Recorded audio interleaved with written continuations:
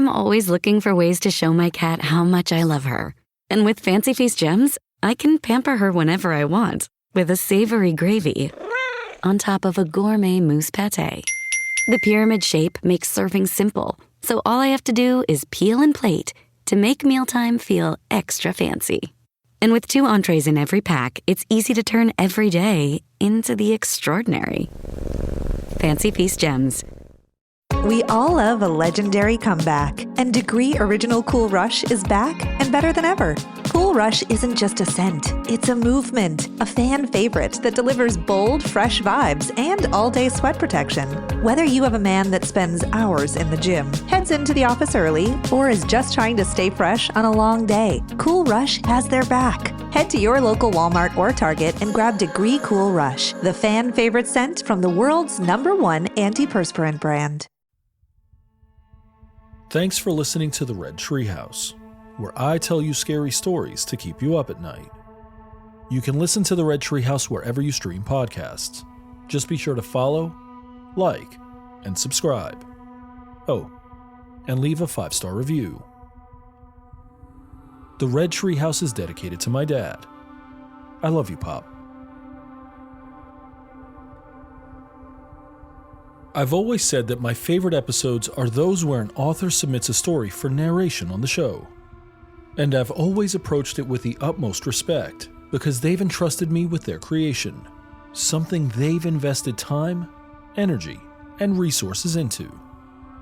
To this point, I've narrated dozens of original short horror stories from incredibly talented writers.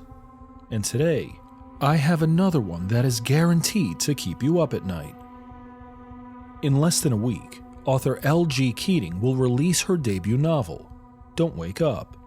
I had the privilege of reading an excerpt earlier this week and interviewing her on my other show, One Good Scare. In our conversation, she mentioned the novel is based on a short story that she wrote a few years back, Don't Wake Up at 3 a.m. In this episode of the Red Treehouse, I'm going to narrate Don't Wake Up at 3 a.m. in its entirety and without interruption.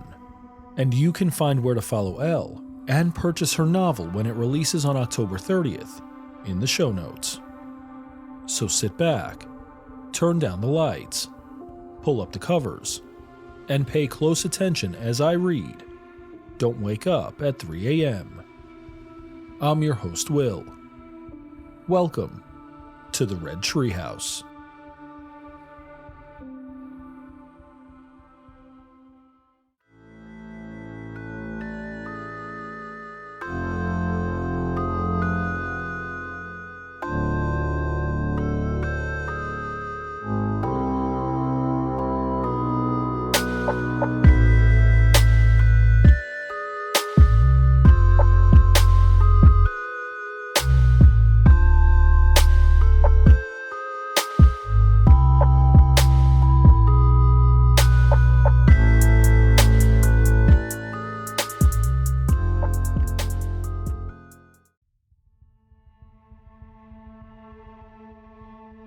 Don't Wake Up at 3 a.m.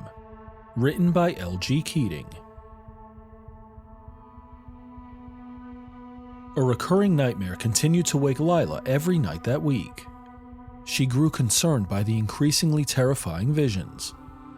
Each night was the same sense of dread, a watchful eye of something or someone creeping behind her. The first occurrence was unnaturally vivid, a moment taken out of her real life. She had left the bar after work around midnight. That watchful presence fell close behind. Though when she would look back to the emptiness throughout, the street illuminated by the lamps above, Lila would feel the cold breeze rise up her spine. Continuing her familiar walk, that awareness that somebody was close behind lingered. As soon as she arrived home, she fumbled with her keys. A soft voice whispered in her ear, "Don't wake up." She turned around quickly, spotting a murky figure at the bottom of the walkway, stalking her. Her hand shook as she stumbled to get the key into the lock. The dark figure began gliding closer. Her panic rose, unable to steady her hand. The keys fell to the ground, and as she bent over to pick them up, the soft voice hissed louder. "Don't wake up." Lila stood in front of her house, eyes squeezed tight. She took in a smooth inhale in order to maintain her composure. She finally slid the key into the hole, escaping the haunted night. Lila awoke in a cold sweat, the clock on her nightstand shining in her face. 3:15 a.m. The rest of the week was much of the same. Lila would dream of the same shadowy figure, the same soft voice warning her, "Don't wake up." Yet, every night at 3:15 a.m., she would. It became so intense that Lila could no longer bring herself to fall asleep, staying up all hours of the night. With each nightmare, the figure would get closer, but could never fully grasp her. You should Google what it means. Lila's friend from work, Terry, told her when she confided in her after day 5. Here, let me do it. Terry pulled out her phone and began rapidly typing into the search bar. There's a few different interpretations. The main one I'm seeing is that it could symbolize a neglected aspect of your personality. Terry shrugged. Maybe I need to see a therapist, Lila replied in a jest nature. During her shift that evening, Lila did some more research on the subject, coming to terms with the fact that she did have parts of herself and her life that she was unwilling to acknowledge. There had been a disconnect between her and her family ever since she dropped out of university. Her parents' ambition for her was to follow in their footsteps. Her mother was a real estate lawyer, and her father a state prosecutor. In their eyes, she was to become a lawyer. She was allowed to choose her own field, but Lila didn't want that. Her passion was in the arts. She was an avid painter and aspired to run her own art gallery one day. Her parents were not accepting of her decision to pursue a college degree in order to achieve that goal. Unlike university, they refused to foot the bill, thus leaving Lila to buckle down and pave her own way. That's when she obtained a bartending job to save for college. It bothered her immensely that her parents saw her as a disappointment. They rarely spoke anymore, and Lila suspected this could be what was manifesting in her sleep. This strain in their relationship caused her to doubt herself, anxiety inhabiting her body. If her parents didn't believe in her dream, who would? Maybe the idea of a therapist wasn't so far-fetched. Unable to continue her sleepless nights, Lila allowed herself to rest, but the nightmares kept coming, getting increasingly realistic. The same voice cautioning, "Don't wake up." Lila managed to seek out a professional to get to the bottom of the situation. Dr. Nguyen was an expert in the field of sleep psychology. If anyone could help Lila, it was her. It definitely could be the result of your family's disapproval. The shadowy figure could also be a manifestation of yourself. You could be anxious that you're doing this all alone now without the help of your parents. There are many variations of this type of dream, and it's rather common, Dr. Nguyen explained. Is it normal for it to occur every night, though? Lila asked, nervously fidgeting with her fingers in her lap. Stress can exhibit itself in strange ways. The psychologist suggested that Lila try reaching out to her parents to clear the air, possibly alleviating her anxiety. Lila had high hopes after leaving her first session. She planned to call her folks the next day.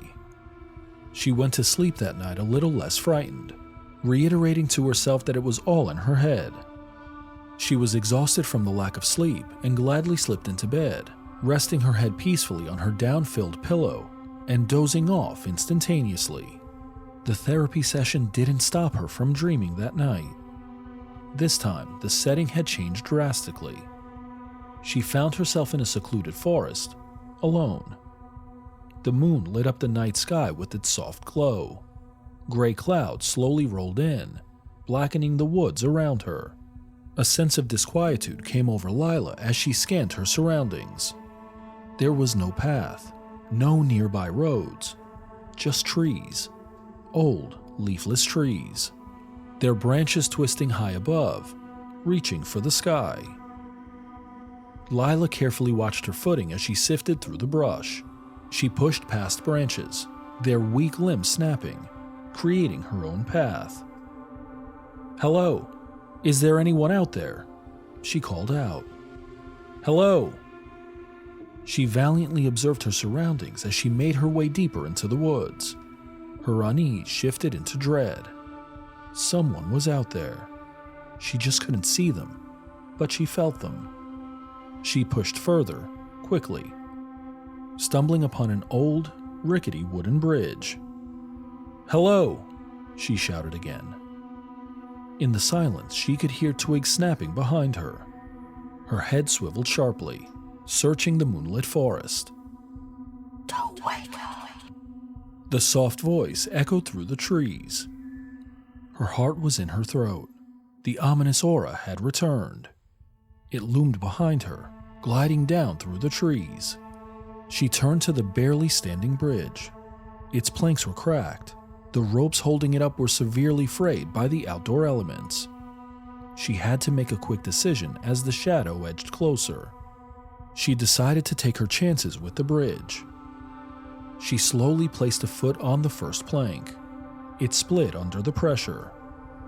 Lila was certain the rest of the wooden planks would not hold her weight. But what choice did she have?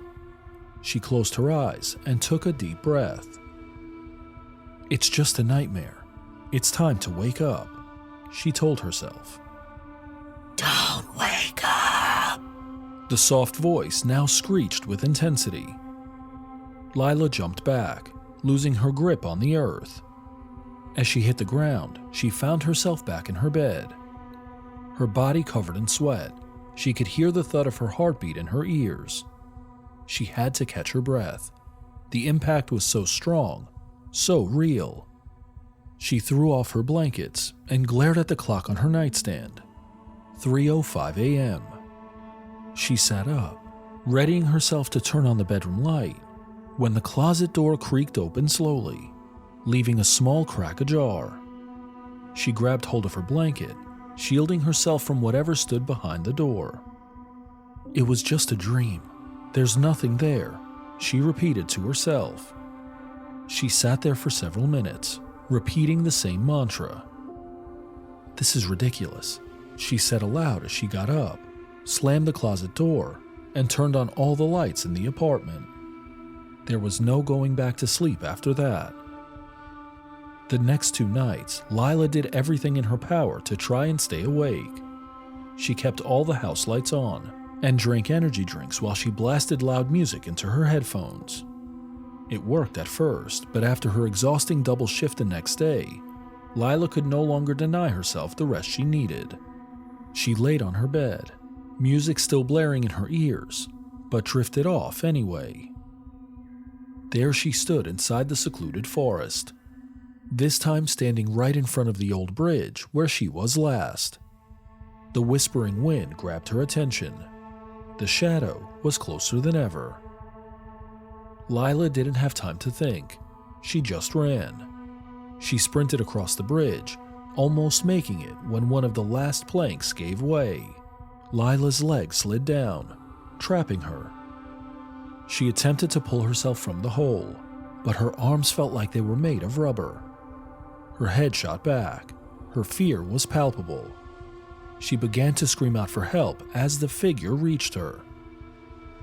Don't wake up. The soft voice returned. A forceful hand grabbed her arm.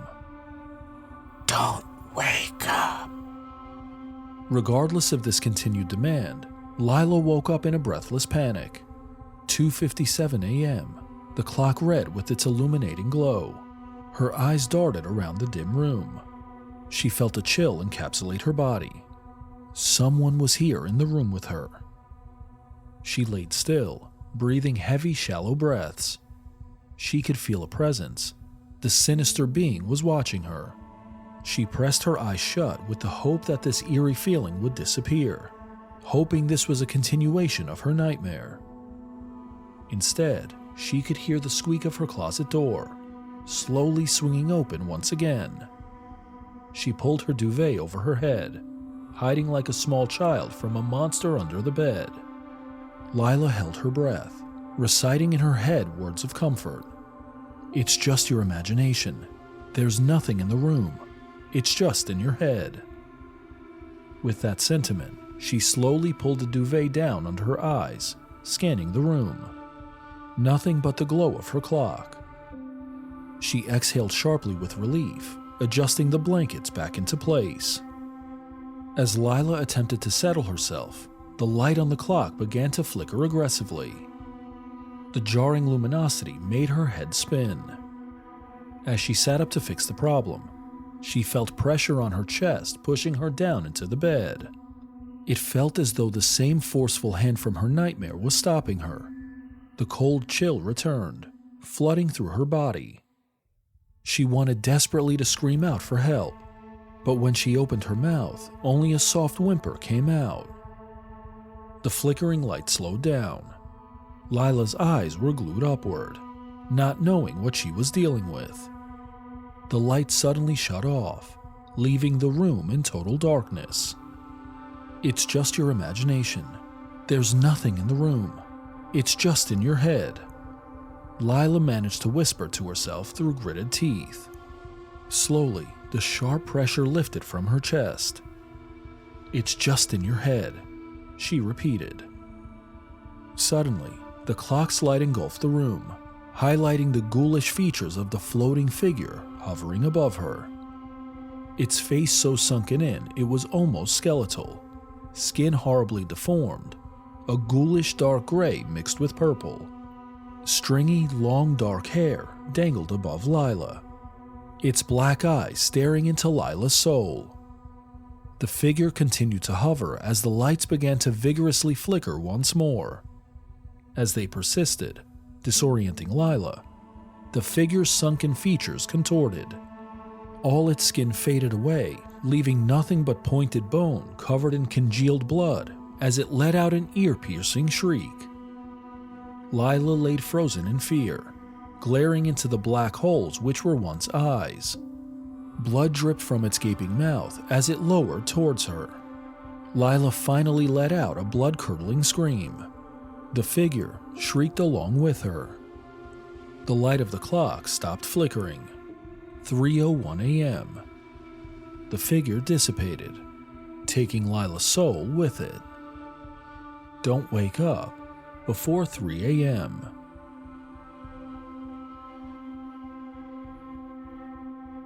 What did you think of this terrific short horror story? Comment or email redtreehousepod@gmail.com. Another special shout out to Elle G Keating for entrusting me with her short story. Make sure to follow her on social media and pick up a copy of her debut novel, Don't Wake Up, when it releases on October 30th. As we turn down the lights on this episode, make plans to join me next time as we continue exploring our strange and scary world. I'm your host, Will. Thanks for joining me in the Red Treehouse.